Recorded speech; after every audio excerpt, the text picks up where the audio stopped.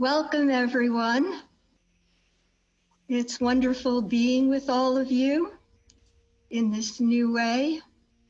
Even though we're not physically together, seeing your beautiful faces the last few minutes really uplifted my heart.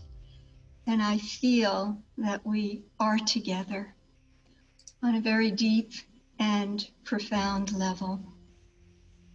So let me start with a little prayer. May there be peace in the heavens. May there be peace on earth. May the water flow peacefully. May all the forces of nature be restored to balance.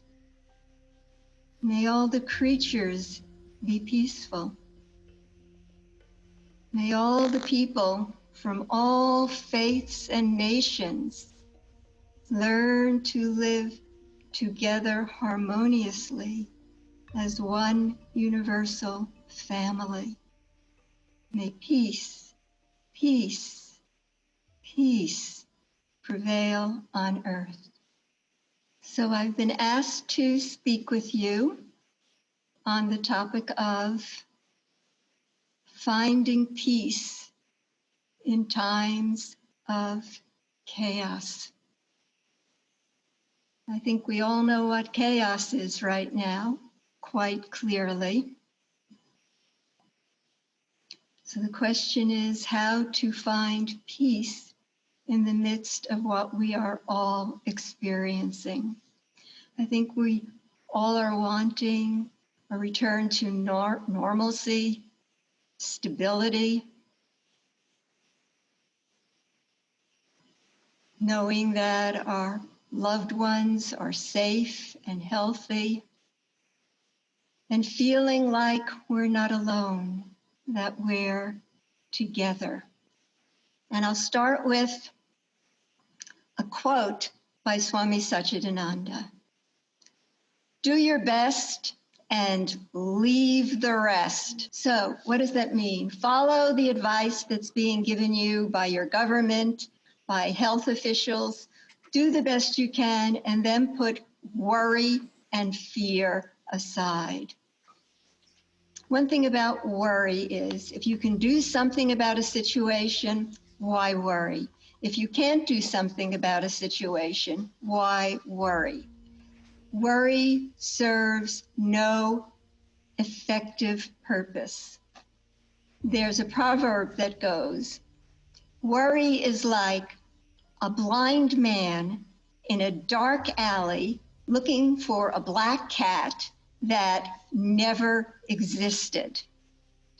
There's also a quote I like from Kurt Vonnegut, the author, that says, worry is as effective as trying to solve an algebra equation by chewing bubble gum. Any of you who ever took algebra when you went to school, I think can relate to that. It drains the strength, the confidence, the joy we may have in being able to effectively address a situation. So, do your best and leave the rest. There's an expression, carpe diem, seize the day. Even if we don't know if there will be tomorrow, we have today. Every day we have 15 breaths a minute, 21,600 breaths a day. We can have each inhalation be filled with inspiration, with hope, with positivity, and each exhalation a release of any worry, fear, and resistance. We've been given this day. Let's make the most of it. Swami Satchidananda used to say, faith and fear do not go together. Faith is sometimes thought of as an acronym, F-A-I-T-H, meaning fear absent in the heart. A heart without fear is a heart filled with faith. What does faith mean? Where should we have faith? Even the concept of faith seems almost unthinkable, unimaginable at this time when we're faced with circumstances that overwhelm our understanding, push our hearts to the limit. So what does faith mean? We can have faith in a higher power. We can have faith in certain practices that help us to retain our peace. We can have faith in ourselves, in our own capacity.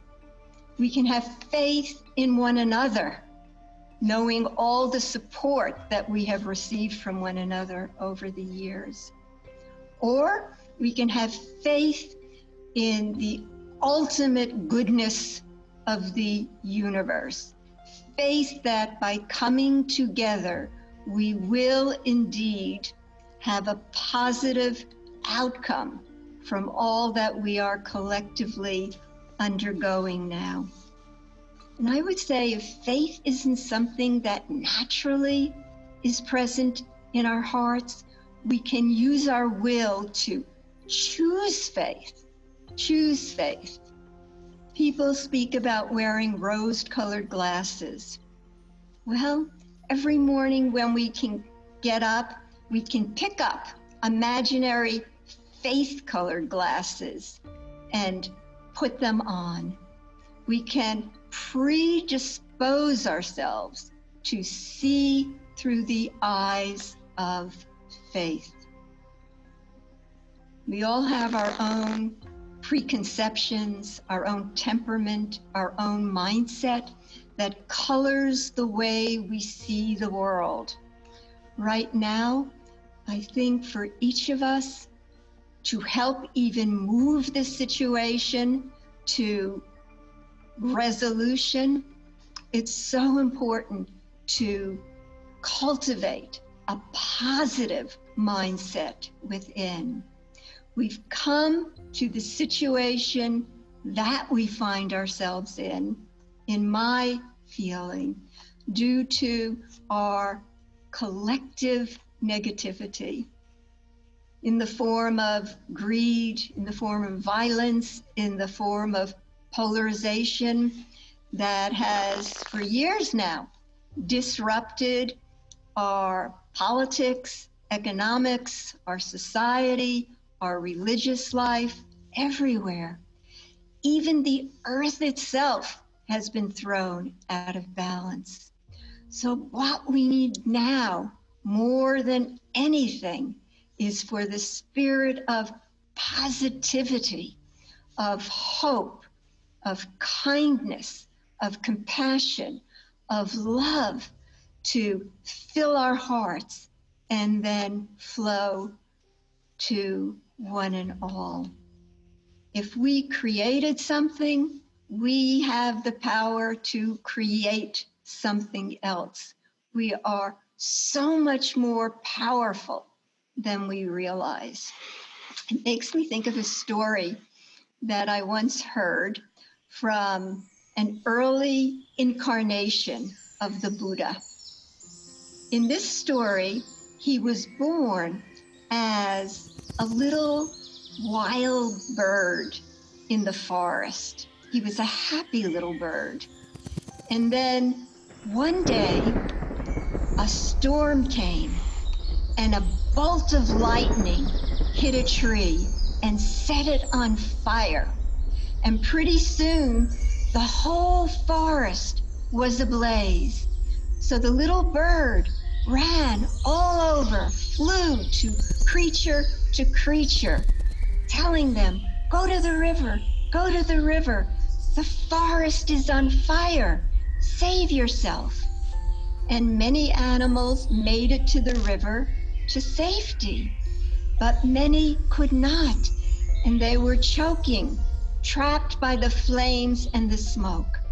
So the little parrot thought, what can I do? What can I do to help all the animals? So the idea came. He flew to the river, immersed himself totally in the water, flew out, and then flew to the different animals, and then just shook his little wings. So those precious little drops of water fell onto the flames. And he kept doing that, to the water, then back to the flames, to the water, back to the flames. Of course, from a practical perspective, what was he accomplishing with these few drops of water? Absolutely nothing. But what happened was his peculiar behavior caught the attention of some divine beings in the heavenly realm. And one of those beings was very interested and took the form of a big golden eagle and came down and began to fly in tandem with the little bird. To the river, to the flames, to the river, to the flames. And at one point, the eagle said to the bird, "Little bird, why are you doing this? You aren't accomplishing anything. Please go, save yourself." And the bird said, "At a time like this, I don't need advice. Either help or get out of my way." And he continued to fly back and forth in what seemed like a fruitless mission. But what happened is the efforts of this little bird, its full-heartedness, its sincerity, its doing its best in the face of immense obstacles, attracted the grace. And that great divine being began to cry. And as its tears fell, the flames were extinguished. Beyond that, the earth itself was healed. Beyond that even, all the animals were restored to life. The efforts of one small, tiny being saved all the creatures and the earth itself. So I'm saying this as a message of hope and encourage and motivation to let each and every one of us know, to help myself remember at this time, that even if we're isolated in a little corner somewhere, even if we think, what can I do? What will my little efforts avail? We don't know the ripple effects and the powerful forces that we are setting in motion. It makes me think of that young girl, Greta, from Sweden, I believe, who was moved, motivated, activated by the climate crisis and just sat outside the parliament one day in protest, begging leaders to get it together and make the necessary changes. One little girl who was autistic as well, in a country that few people probably have even visited. One little girl set ablaze a movement that has overtaken the world, I think it's the collective negativity and sort of poor actions that have brought about this unbalance in weather extremes, and now this crisis in the form of this alien invader, in the form of a little virus. and that we haven't changed our actions, but Mother Nature has finally heard the cries of the children who have gathered in millions all around the globe. And in a way, humanity has been grounded. Instead of parents grounding their children for misbehavior, our collective humanity has been grounded by Mother Nature so that we can reflect on what is happening, what the causes are, and really commit to making changes. I saw a little while ago a meme that someone sent me. It was a picture of the earth, and then across it there was some, I guess it was police tape, the yellow tape, and on it was written the words, "Closed for repairs." And it's amazing what's happening. In a short amount of time, comparatively, the earth is healing itself. I'm sure you've all seen photos of China, photos of India, where the sky has been yellow and brown for I don't know how many years, and now it's blue. Just given a little time, that tremendous healing of the earth is happening. I read an article the other day about how the great pandas, that couple in Hong Kong that they've tried to get to mate for a decade, has finally come together in the peace and the privacy that is now available to them. So it's a time of healing midst all the suffering, midst all the crisis. Ultimately, it will be a time of renewal when we come out the other side.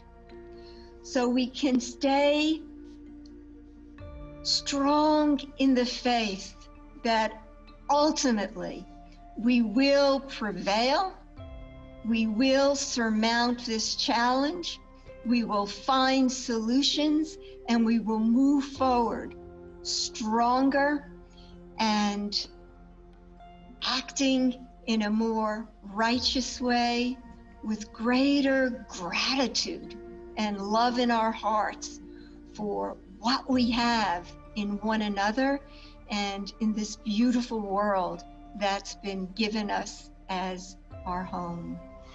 The Sanskrit word for faith is Shraddha. It doesn't mean an emotional or sentimental feeling. Shraddha means conviction backed with action. You believe something and then you act accordingly so it can manifest in the best ways possible. I think one thing that could inspire us at this time is to keep in mind and to focus on all the good that's happening in the world. The other day, I read a news article out of the UK that the government put forth a call for volunteers to help in this crisis, and more than 750,000 people responded. That's almost 1 million people came forward to help one another. Years ago, I saw a science fiction movie called Contact. Maybe some of you saw it. It's one of the classic science fiction movies now. And one of the lines spoken by an alien invader at the time was, "Humanity is a very interesting species. When things are at their worst, you are at your best." Something inside us gets triggered. It's like the darkness calls forth the light. That light just shines ever brighter when we get challenged to our core. It's like when things are just going along sort of so-so, sometimes there's a tendency to almost sleepwalk through life. But when things become stark, when the darkness seems ascendant, the light within is triggered, activated, awakened. And this brings us to the next thing we can do to find our peace in times of chaos, which is go deep in our practice. This is the time to say, well, it's too much. I can't calm my mind. I'm not even going to try to meditate. It isn't the time to say, well, I have too many things that I've neglected for years and I have to do them now. Now is the time to say, it's non-negotiable. Every day, first thing when I get up, I'm going to sit to meditate. Make a resolution. 15 minutes twice a day would be great. If that seems like too much, set the least amount of time that your mind can possibly find an excuse and say, I don't have that much time to spare. Even if it's only 5 minutes, make a firm resolution. Before I do anything today, I am going to sit and center myself, pray, meditate, do some self-inquiry, whatever method resonates with your heart. Find your center, establish yourself in the peace and balance within. Find the faith within you, whatever form that may take, and use it as a steering wheel as you move through life. Third, focus on seeing the good in what is happening and what other people are doing, in the courage, in the sacrifice that you see being demonstrated all over the globe. Fourth, go deep in your practice. And fifth, as best you can from where you are sheltered in place, reach out and serve others. The best way to forget our own burdens and lift our hearts is to think of others and do what they can to lift their burdens. May all beings everywhere be filled with peace and joy, love and light. Om Shanti, Shanti, Shanti.